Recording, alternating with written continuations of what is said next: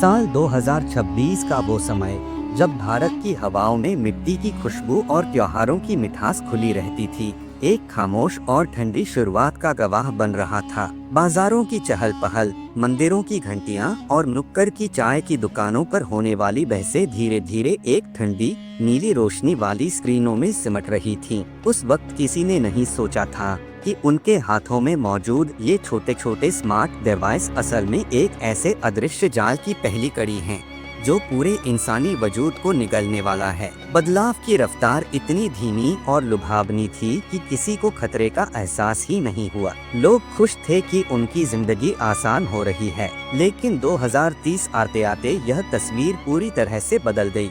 भारत का ढांचा, उसकी संस्कृति, उसके गांव और शहर सब कुछ एक भयानक तकनीकी छलावे में तब्दील हो चुके थे। पंजाब और हरियाणा के जिन खेतों में कभी किसान पसीना बहाते थे और बैलों की घंटियां गूंजती थीं, वहां अब एक खौफनाक सन्नाटा पसरा रहता था। खेती पूरी तरह से ऑटोमेटिक हो चुकी थी। अब खेतों में इंसान नहीं बल्कि भारी भरकम मशीनी ढांचे दिखाई देते थे। इंसान अब सिर्फ एक ऑपरेटर बनकर रह गया था। गांव के एक साधारण से आदमी ने, जो पहले 50 किलो की बोरी उठाने में भी हांफ जाता था, अब एटलस एक्स नाम का एक मशीनी एक्सोस्केलेटन रोबोटिक सूट पहनना शुरू कर दिया था। इस सूट की मदद से वह कीचड़ में फंसे एक भारी भरकम ट्रैक्टर या रास्ते में खराब हुई किसी पूरी की पूरी बस को अपने दोनों हाथों से ऐसे उठाकर किनारे रख देता था जैसे वह प्लास्टिक का कोई छोटा सा खिलौना हो। ताकत अब जिस्म या हौसले की नहीं बल्कि बैटरी, मोटर और हाइड्रोलिक्स की मोहताज हो चुकी थी।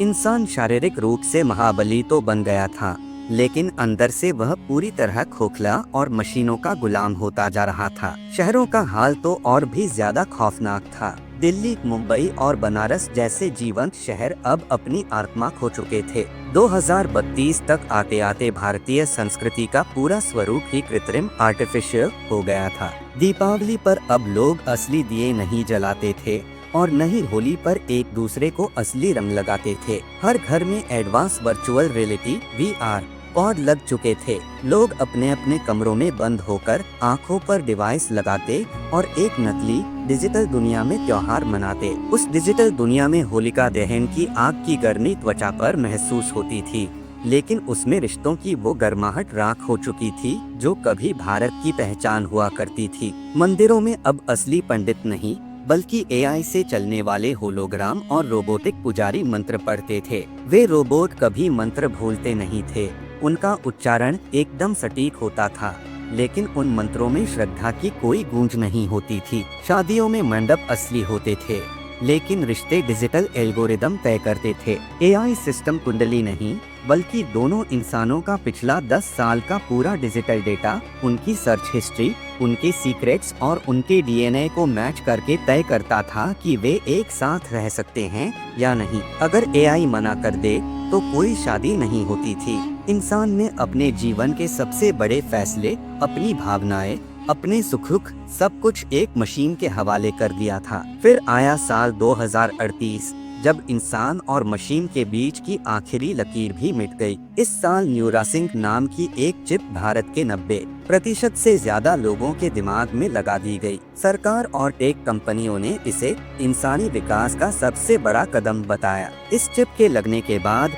लोगों को आपस में बात करने के लिए अपना मुंह खोलने की जरूरत ही नहीं बची। वे सिर्फ सोचते और उनके विचार एक वाईफाई सिग्नल की तरह दूसरे इंसान के दिमाग तक पहुंच जाते। आपको भूख लगी है, यह सोचने भर से आपका स्मार्ट किचन अपने आप खाना पकाने लगता। आपको गर्मी लग रही है, यह महसूस होते ही घर का AC अपने आप चालू हो जाता। जिंदगी इतनी ज्यादा परफेक्ट और आसान हो गई थी कि अब यह एक डरावने, सुन्न कर देने वाले सपने जैसी लगने लगी थी। लोगों ने हंसना, रोना, गुस्सा करना सब बंद कर दिया था, क्योंकि AI चिप उनके दिमाग के हार्मोन्स को तुरंत बैलेंस कर देती थी। सड़कों पर अब कोई शोर नहीं होता था, कोई झगड़ा नहीं होता था। अरबों लोगों की आबादी वाला यह देश एक कब्रिस्तान जैसी खामोशी में डूब गया था, जहां सिर्फ मशीनों की हल्की सी हमिंग, गुनगुनाहट सुनाई देती थी। लोगों को लग रहा था कि वे इस नई दुनिया के राजा हैं और एआई उनका नौकर।